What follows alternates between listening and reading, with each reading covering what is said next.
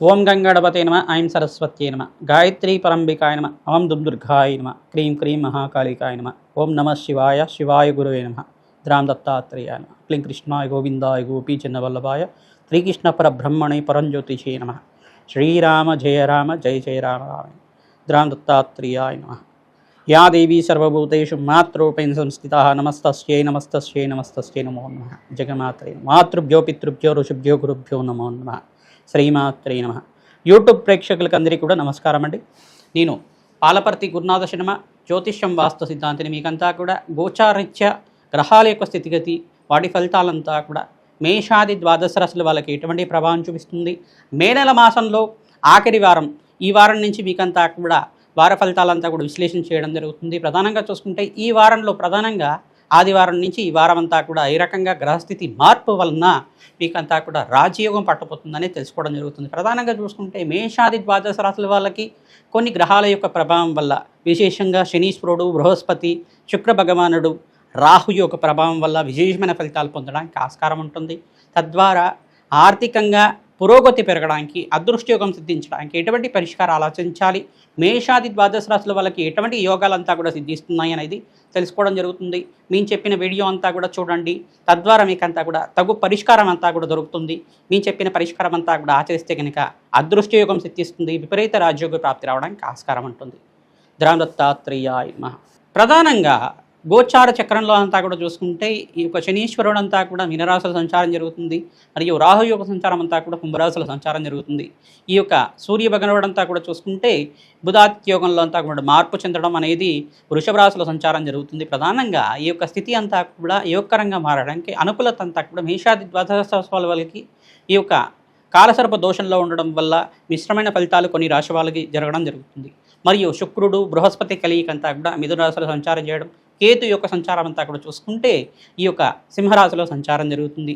చంద్రభగవానుడు ప్రతి 2 రోజులకు ఒకసారి మారుతుంటారు. కావున గ్రహస్థితి అంతా కూడా మెరుగుపడడానికి చంద్రుడు, బృహస్పతి కలయిక జరిగినప్పుడు మీకంతా కూడా యోగకరంగా ఉండడానికి ఆస్కారం ఉంటుంది.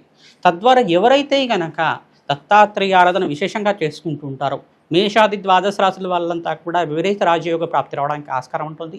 అంగారకుడంతా కూడా మార్పు చెందడం వల్ల రాజయోగ ప్రాప్తి జరగడానికి ఆస్కారం ఉంటుంది. మీకంతా కూడా ఈ యొక్క బృహస్పతి మరియు శుక్రుడు, ఈ యొక్క రాహుగ్రహం, మరియు ఇక్కడ చూసుకుంటే చంద్రభగవానుడు అనుకూలతకంతా కూడా యోగకరంగా మారడానికి ఆస్కారం ఉంటుంది. విశేషంగా పుణ్యమైన ఫలితాలు ఏంటంటే శనీశ్వరుడు అంతా కూడా రేవతి నక్షత్రంలో మార్పు చెందడం వల్ల విశేషమైన యోగాలంతా కూడా సిద్ధిస్తున్నాయి. ప్రధానంగా శనీశ్వరుడు అంతా కూడా కర్మఫలదాతగా చెప్పడం జరుగుతుంది, రాజయోగ కారకుడిగా చెప్పడం జరుగుతుంది. మీకంతా కూడా ఆకస్మికంగా ధనయోగ ప్రాప్తి రావడానికైనా కానీ ఈ యొక్క గ్రహస్థితి కర్మదోష నివారణం అంతా కూడా మీరు ఆచరించండి. తద్వారా రాజయోగ ప్రాప్తి రావడానికి ఆస్కారం ఉంటుంది. ప్రధానంగా దూర ప్రయాణాలు చేయడం వల్ల లాభాలు సిద్ధించడానికి కానీ, ధనధాన్యాది సమృద్ధి కోసం మీరంతా కూడా నూతన వ్యాపారంలో పెట్టుబడి పెట్టుకోవడం వల్ల లాభాలు గణించడం కానీ, స్థానచలనం జరగడం కానీ, ఉద్యోగంలో మార్పు చెందడం వల్ల నూతన ఉద్యోగాలంతా కూడా సిద్ధించడం కానీ జరుగుతూ ఉంటాయి. ప్రధానంగా ఈ గ్రహస్థితి అంతా కూడా మేషాది ద్వాదశ రాశుల వాళ్ళకు ఉంది. కావున మేము చెప్పిన పరిష్కారం అంతా కూడా ఆచరించండి. తద్వారా రాజయోగ ప్రాప్తి రావడానికి ఆస్కారం ఉంటుంది. వృశ్చిక రాశి జాతకులకి మేల మాసం వార ఫలితాల భాగంగా ఎటువంటి అదృష్టాలు సిద్ధించడానికి ఆస్కారం ఉందో తెలుసుకుందాం. ప్రధానంగా గోచార చక్రం అనేది గోచార గ్రహస్థితి అంతా కూడా మార్పు చెందడం వల్ల లాభాలు గణించడానికి ఆస్కారం ఉంటుంది. వృశ్చిక రాశి జాతకానికి ప్రధానంగా చంద్రుడు యోగకరంగా ఉండాలి. జాతకరీత్యా చూసుకుంటే కొంచెం బలహీనంగా ఉంటారు. కావున చంద్రభగవాను ప్రీతికరంగా బియ్యాన్ని దానం చేసుకోవడం, తెల్లటి వస్త్రాన్ని దానం చేయడం, పరమేశ్వరుడికి ప్రతినిత్యం కూడా ఆవు పాలతో అభిషేకం చేయడం మాత్రం చేత మనశ్శాంతి లభిస్తూ ఉంటుంది.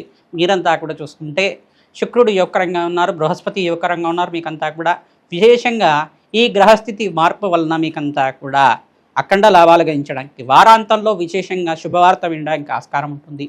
దూర ప్రయాణాలు చేయడం వల్ల లాభాలు గణించడం కానీ, నూతన వ్యాపారంలో పెట్టుబడి పెట్టుకోవడం వల్ల లాభాలు గణించడం కానీ, స్టాక్ ఎక్స్చేంజ్లో లాభాలు గణించడం కానీ, అదృష్టయోగం పట్టడానికి ఆస్కారం ఉంటుంది. విశేషంగా మీకంతా కూడా చూసుకుంటే సినీ రంగంలో వాళ్ళకి, విశేషంగా ఫిలిం ఇండస్ట్రీలో వాళ్ళకి, మీడియా రంగంలో వాళ్ళకి కూడా మంచి లాభాలు గణించడానికి ఆస్కారం ఉంటుంది. స్పోర్ట్స్ దాంట్లో ఉండే వాళ్ళకి కూడా అఖండ విజయాలు గణించడానికి ఆస్కారం ఉంటుంది. ఎవరైతే కనుక జాతకరీత్యా బృహస్పతి అత్యంత యోగకరంగా ఉన్నారో అఖండ గురుకటాక్షం వల్ల మీకంతా కూడా లాభాలు గణించడానికి ఆస్కారం ఉంటుంది. ప్రతినిత్యం కూడా శనగలు దానం చేసుకోవడం, బియ్యాన్ని దానం చేసుకోవడం బ్రాహ్మణత్వకి, మరియు శుక్రగ్రహానికి ప్రీతికరంగా బొబ్బర్లు దానం చేసుకోవడం, శని భగవాన్ ప్రీతికరంగా నల్ల నూనెలు దానం చేసుకోవడం మాత్రం చేత అదృష్టయోగం పట్టడానికి ఆస్కారం ఉంటుంది. ప్రతినిత్యం కూడా ఖడ్గమాల స్తోత్రాన్ని పఠనం చేసుకోండి. ప్రతినిత్యం కూడా గోమాత సేవ చేసుకోవడం మాత్రం చేత గోమాతకి 11 ప్రదక్షిణాలు ఆచరించడం, గోమాతకి ప్రీతికరంగా పచ్చిక తెలగపిండి గ్రాసం అంతా కూడా సమర్పించడం, ప్రధానంగా శనగలు బొబ్బర్లు ఉలవలంతా కూడా నానబెట్టి ప్రతినిత్యం కూడా గోమాతకి మీ చేతితో సమర్పించడం మాత్రం చేత అదృష్టయోగం పట్టడానికి ఆస్కారం ఉంటుంది. ప్రతినిత్యం కూడా రావి చెట్టు దగ్గర మీరంతా కూడా బెల్లాన్ని నివేదన చేయండి. ఆ చీమలకి ఆహారం పెట్టడం వల్ల అప్పుల బాధల నుంచి బయటపడడానికి ఆస్కారం ఉంటుంది. ప్రధానంగా ఐటీ రంగుల వాళ్ళకి, ఏ రంగుల వాళ్ళకి మీకు అంతా కూడా దూర ప్రయాణాలు చేయడం వల్ల లాభాలు కానీ ఇస్తుంటాయి. విదేశంలో స్థిరత్వం ప్రయత్నం చేసుకునే వాళ్ళకి విదేశాల్లో స్థిరత్వం లభించడం కానీ ఉద్యోగ ప్రాప్తి లభించడం కానీ జరుగుతూ ఉంటుంది. విదేశాల నుంచి వేరే విదేశాల్లో కూడా ఉద్యోగం కోసం ప్రయత్నం చేసుకునే వాళ్ళకి అఖండ లాభాలు గణించడానికి ఆస్కారం ఉంటుంది. ప్రతినిత్యం కూడా కనకదార స్తోత్రాన్ని పఠించుకోండి. మీ గృహంలో ప్రతినిత్యం కూడా ఆవనేతో దీపారాధన చేయండి. మహాలక్ష్మీదేవి ప్రీతికరంగా ఈ యొక్క తులసి మాలను సమర్పిస్తూ ఉండండి. తద్వారా అఖండ లాభాలు గణించడానికి ఆస్కారం ఉంటుంది. విశేషంగా అదృష్టయోగం పట్టడానికి ఆస్కారం ఉంటుంది. మేషాది ద్వాదశ రాశుల వాళ్ళకి మే నెల మాసం ఆఖరి వార ఫలితాలంతా కూడా వార ఫలితాల్లో ఎటువంటి గ్రహ దోషాలు ఉన్నాయి, పరిష్కారం ఆచరించాలి, ఏ దేవత ఆరాధన చేయడం వల్ల లాభాలు గణిస్తూ ఉంటారు, ఏ మంత్రాన్ని పఠించడం వల్ల లాభాలు గణించడానికి ఆస్కారం ఉంటుంది అన్నీ కూడా విశ్లేషణ చేయడం జరుగుతుంది. విశేషంగా మేషరాశి జాతకులకి, కుంభరాశి జాతకులకి, మీనరాశి జాతకులకంతా కూడా ఏలినాటి శని ప్రభావంలో ఉన్నారు కనుక విశేషంగా వీరంతా కూడా శని భగవాన్ ప్రీతికరంగా తైలాభిషేకం చేయడం, పరమేశ్వరుడు ప్రీతికరంగా అభిషేకాది కార్యక్రమాలు ఆచరించుకోవడం, ఆంజనేయ స్వామివారి దేవాలయంలో విశేషంగా సింధూర అభిషేకాది కార్యక్రమాలు ఆచరించుకోవడం వల్ల కర్మదోష నివారణ అవడానికి ఆస్కారం ఉంటుంది. ప్రధానంగా శ్రమ అధికంగా ఉంటుంది, శ్రమతో కూడిన సంపాదన పెరుగుతూ ఉంటుంది. అదృష్టయోగం కూడా సిద్ధించడానికి శుక్రుడు బృహస్పతి కలిగి వల్ల వారాంతాల్లో మంచి శుభవార్త వినడానికి ఆస్కారం ఉంటుంది. శుభకర వ్యయాలంతా కూడా జగలడానికి ఆస్కారం ఉంటుంది. శుభకార్యాల కోసం ఖర్చులు విపరీతంగా పెరగడానికి ఆస్కారం ఉంటుంది.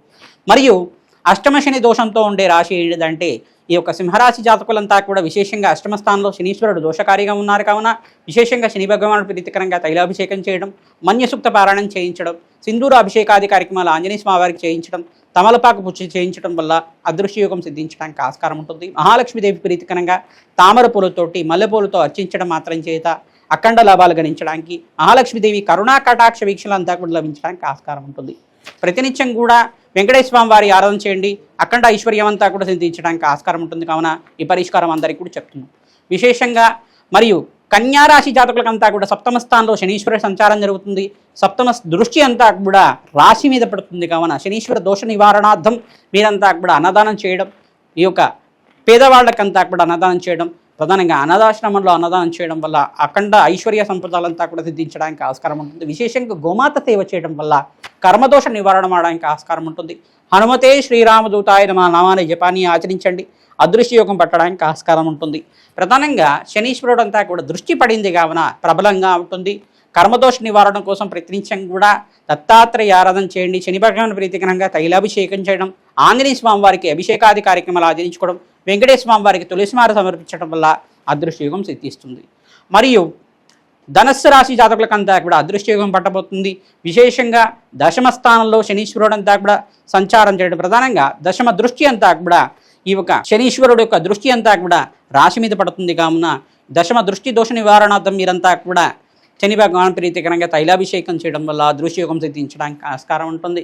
విశేషంగా చతుర్థ స్థానంలో శనీశ్వరుడు సంచారం అంతా కూడా జరుగుతుంది. కావున తద్దోష నివారణార్థం అర్ధాశ్రమ శని దోష నివారణార్థం తిలలు దానం చేసుకోవడం, తైలాభిషేకం చేయడం వల్ల అదృష్టయోగం సిద్ధించడానికి ఆస్కారం ఉంటుంది.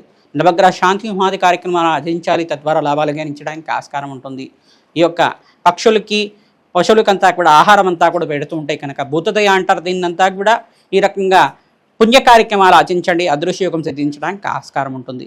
కుంభరాశి జాతకులకంతా కూడా ఇల్నాటి శని ప్రభావం ప్రబలంగా ఉంటుంది. కావున విశేషంగా మీరంతా కూడా వెంకటేశ్వర స్వామి వారిని అర్చించడం, ఈ యొక్క తిలలు దానం చేసుకోవడం వల్ల అదృష్టయోగం సిద్ధించడానికి ఆస్కారం ఉంటుంది. శనివారం శనిహోరులో అంతా కూడా నల్లను దానం చేసుకోవడం, తెల్ల గుమ్మడికాయనంతా కూడా దానం చేసుకోవడం వల్ల అఖండమైన ఐశ్వర్య సంపదలంతా కూడా సిద్ధించడానికి, కర్మదోష నివారణ అవ్వడానికి ఆస్కారం ఉంటుంది. హనుమతే శ్రీరామదూతాయ నమః.